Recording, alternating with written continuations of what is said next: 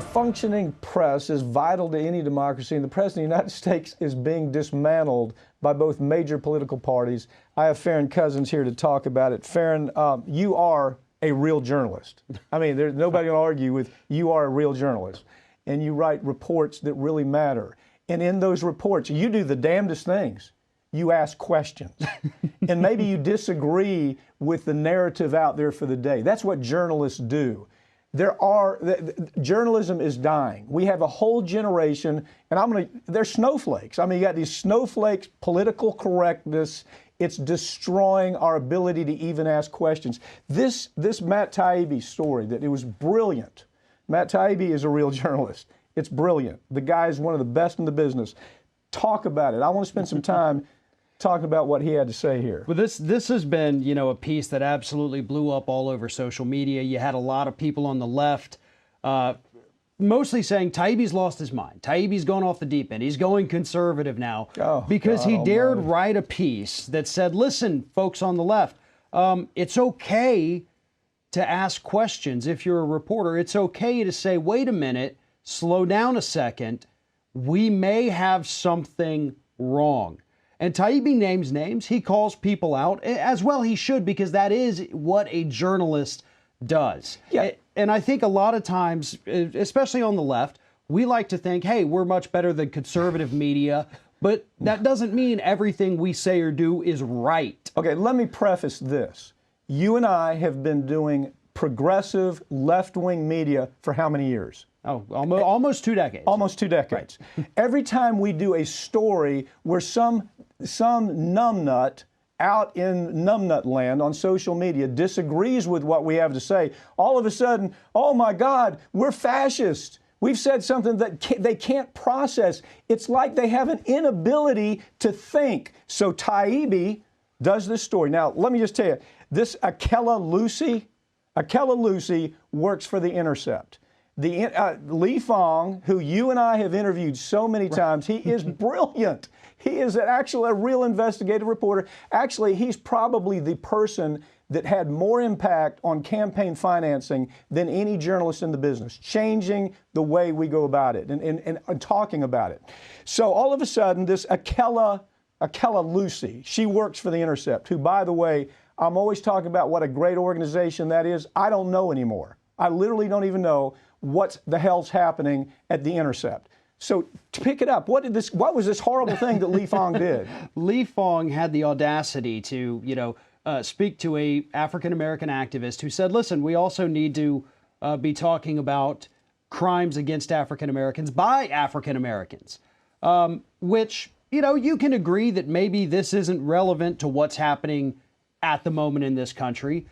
But the response from Akela Lacy, from entire social media against Lee Fang was absolutely disproportionate to the fact that the man asked a question while reporting a story. That is all he did. He asked the question, shouldn't we think about the idea in this broad society, how we get under control black on black crime? I mean, what, 35 African Americans shot in the streets up in Chicago? You read it about every weekend. So he's asking about it. He says, can't we do better getting this under control? Well, the snowflakes on social media go crazy. Why? Because they're unable to think for themselves. They're terrified of questions. I call it virtue signaling. Oh, I think like the celebrities think. Let me be on the side that everybody else is on. And God forbid I should ask something that's politically incorrect according to social media standards. This Matt Taibbi got it right, didn't he? He did. And I'll say, too, maybe this isn't probably the best time to be asking that particular question in the media. That doesn't mean that Lee Fang was wrong to ask it, but it just means that maybe it's not related to what we're seeing right now. And again, I agree with almost everything Taibbi has said here, maybe not 100% of everything, but one thing I certainly don't agree with is the response that this has triggered from the left on social media. I spend a lot of time on Twitter just reading people, basically, learning more about how people react to things. It's a fascinating case study in humanity, just reading through Twitter.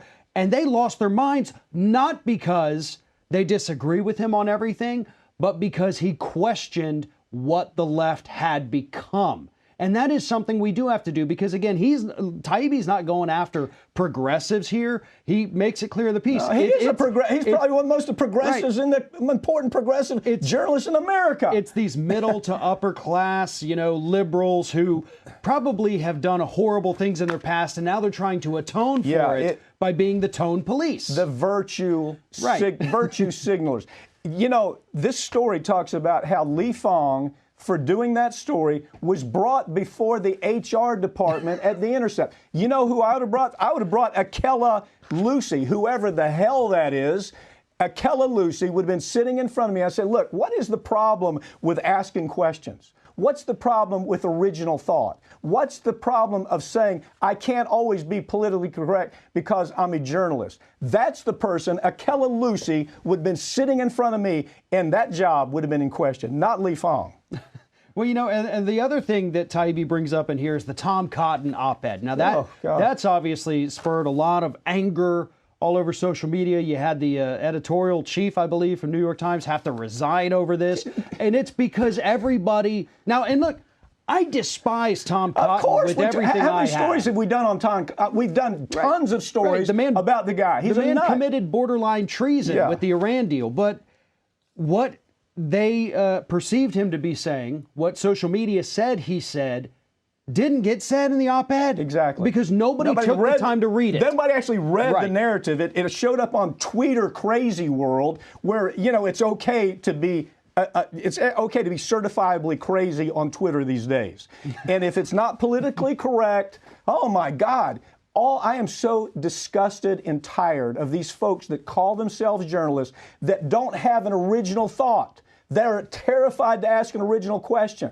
And look, can you imagine this editor on the Tom Cotton story going to leadership of the New York Times and groveling like a damn domestic animal, saying, oh, I'm so sorry. I'm so sorry.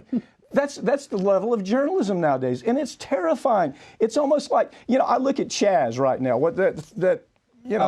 Seattle. Out west, It reminds me of Lord of the Flies. Now, here's what I mean. Lord of the Flies, here you have these kids. They're in charge. They've got control of their space. Look what's happening in Chaz, okay? What's happening there is you have literally warlords telling you can't be here because you don't agree with this. You can't be here because you said this. It is insane, and we don't even appreciate the level of insanity. Well, I do have to point out, too, I disagree with everything Cotton does say in the op-ed because I took the time to read it. Yeah. But at the same time, he had a right to say it. New York Times has a right to publish it. And as Taibbi points out, unfortunately for, those of us who disagree with it, polls show majority of people do agree with it. And that's what we have to accept as well. Journalists on the left have become left-wing grifters. Yeah. They're so worried about approval, they have become left-wing grifters who want to sell more ads on their site because it creates interest. They're grifters. There's nothing short of grifters.